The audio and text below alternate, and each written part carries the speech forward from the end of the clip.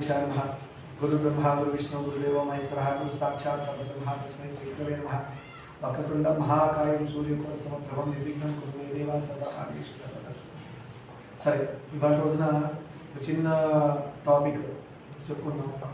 అదేంటంటే శంకరాచార్య వాళ్ళకి ఇంకొక పేరు కూడా ఉంది. అదేంటంటే షణ్మతాచార్యులు అని, షణ్మత స్థాపనాచార్యులు అని పేరు.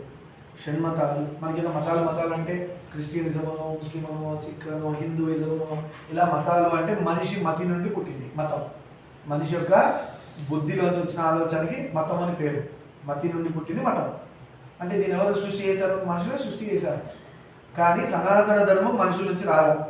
సనాతన ధర్మం అందుకే అన్నారు దాని మతం కాదని, అది ధర్మం. అది ఎలా వచ్చిందయ్యా అంటే ఋషులు దేవుడి నుంచి విన్న వాక్కుని వాళ్ళ ధ్యానంలో తెలుసుకొని దాన్ని పుస్తక రూపేణ మారిస్తే వచ్చినవన్నీ ఇవన్నీ వేదాలు, పురాణాలు ఇవన్నీ. అందుకే ఋషివాక్కు అంటారు. వేదవాక్కు ఋషివాక్కు అంటారు. సో ఆర్యులు అంటారు దాన్ని.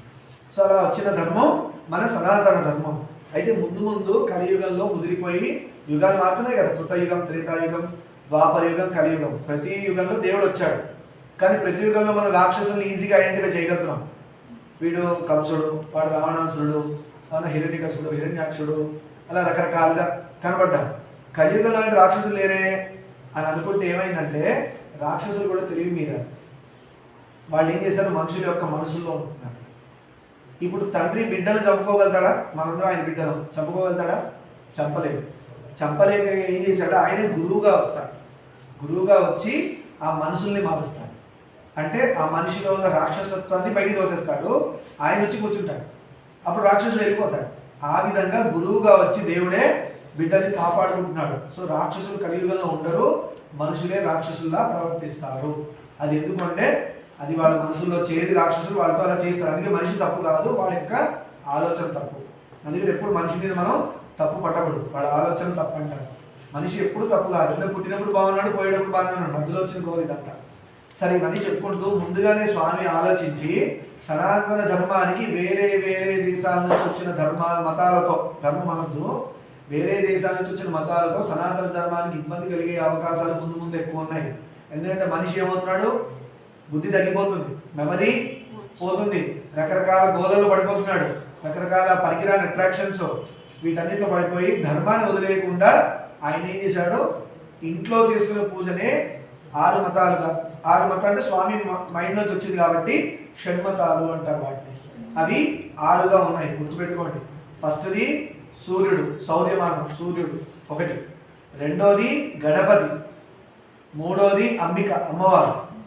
నాలుగోది వైష్ణవ సంప్రదాయం, విష్ణువు. ఐదోది శైవం, శివుడు. ఆరోది సత్యం, అమ్మవారు చెప్పారా? సూర్యుడు ఒకటి, సుబ్రహ్మణ్యుడు ఒకటి. ఆరోది సుబ్రహ్మణ్యుడు. మధ్యలో డిస్టర్బ్ చేయకండమ్మా.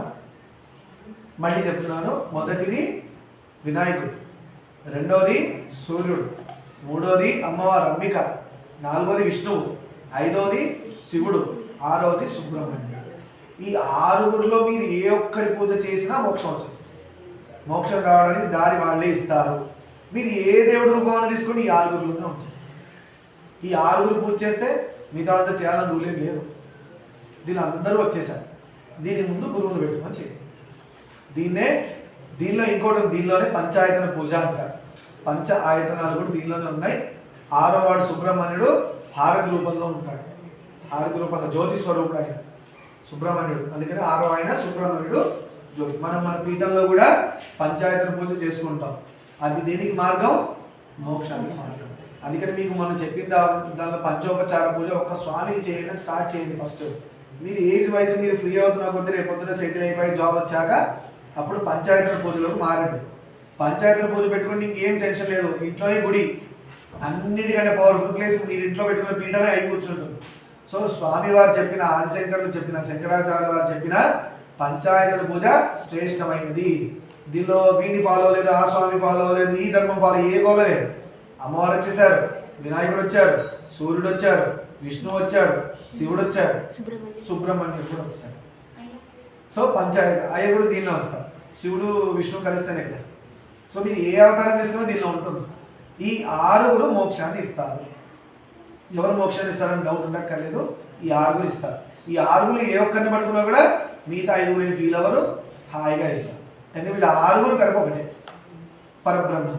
సో అందుకనే మరి అలా అని చెప్పేసి నాకు సుబ్రహ్మణ్యుడు ఇష్టం వినాయకుడు తిట్టద్దు. మన ప్రాబ్లం అక్కడే వస్తుంది.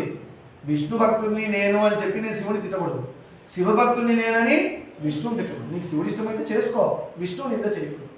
విష్ణువు ఇష్టమైతే చేసుకో, శివుడు నింద చేయకూడదు. ఏది చేసినా మనం చేసిన ప్లస్కి ఈ నింద వల్ల పాపం వచ్చి వాడికి దేవుడు యాక్సెప్ట్ చేయడు.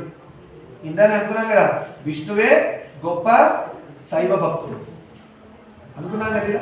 అలా గుర్తుపెట్టుకొని ఇవాళ రోజున ఏం తెలుసుకున్నాం? షణ్మతాచార్య ఎవరు? షణ్మతాచార్య శంకరాచార్య 6 మతాలు, అలానే పంచాయతల పూజ చాలా ఇంపార్టెంట్ తెలుసుకున్నాం. అంతటితో ఈ యొక్క ధర్మం ఇవాటికి ఉంటుంది.